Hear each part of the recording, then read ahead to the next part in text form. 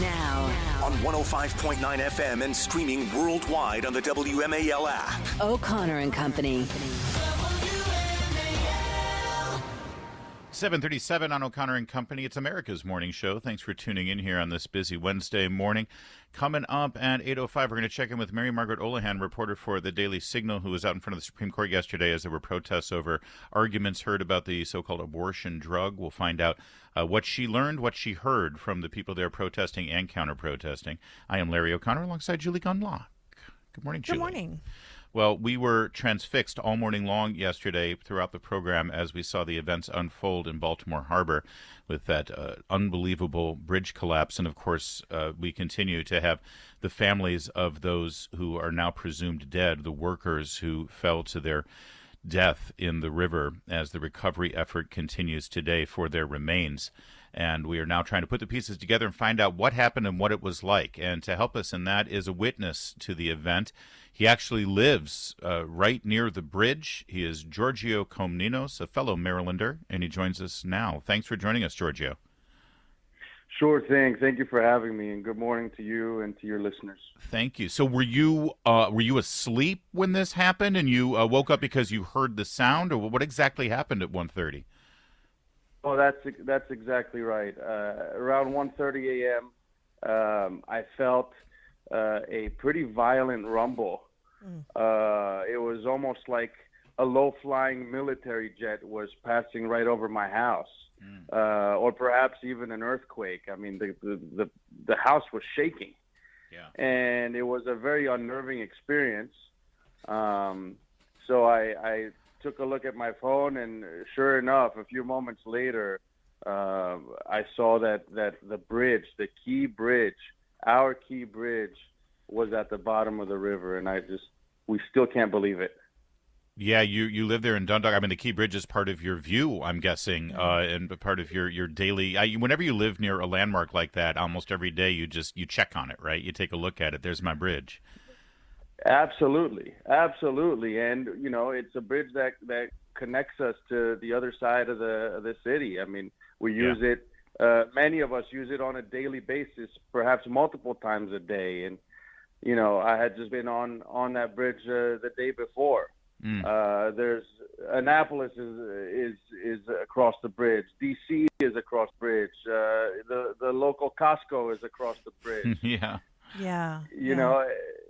It's just really, really, really sad. Have you ever seen anything like this? Any sort of accident involving a shipping container ship or any other kind of boat or ship going under that bridge? Have you ever seen any collisions like this before?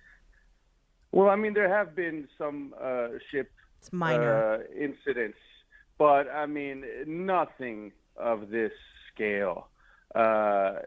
Yesterday morning, I walked down just a few blocks to get a better vantage point of the bridge collapse. And, just standing right there by the water where active search and rescue missions were underway to find and now to recover the bodies of those who were lost was just completely surreal and something that, was not pleasant to live through. The community that you live in, Dundalk, it's sort of like, salt of the earth kind of blue collar Marylanders, what you think of, a combination of industry, manufacturing, maybe even a lot of people who enjoy the water.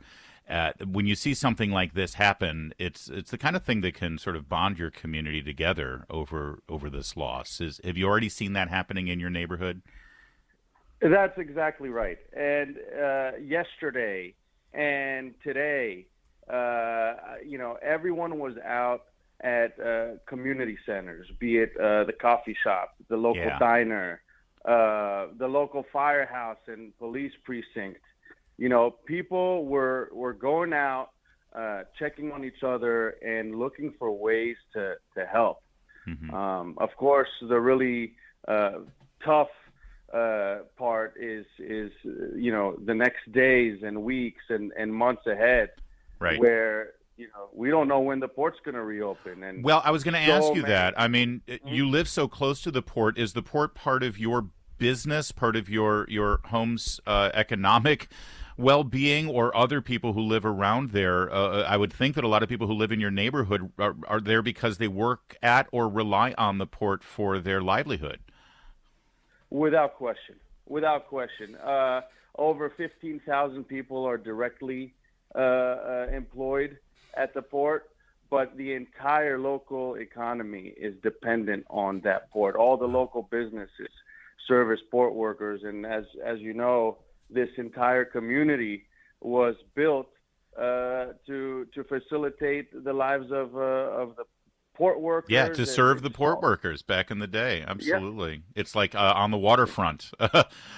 And real quickly, exactly just right. on a personal basis, what are you going to do now? Obviously, you had to use this bridge to get around. How does this impact you directly? Well, I mean, we're going to have to use the alternate routes. Yeah.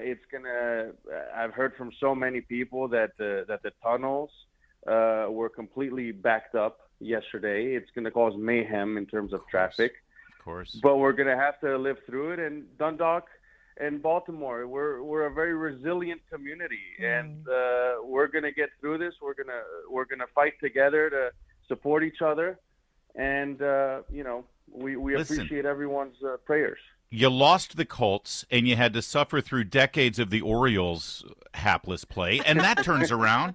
Now you get the Ravens winning Super Bowls, and you got the Orioles making the playoffs. So these things bounce back, there man. You go.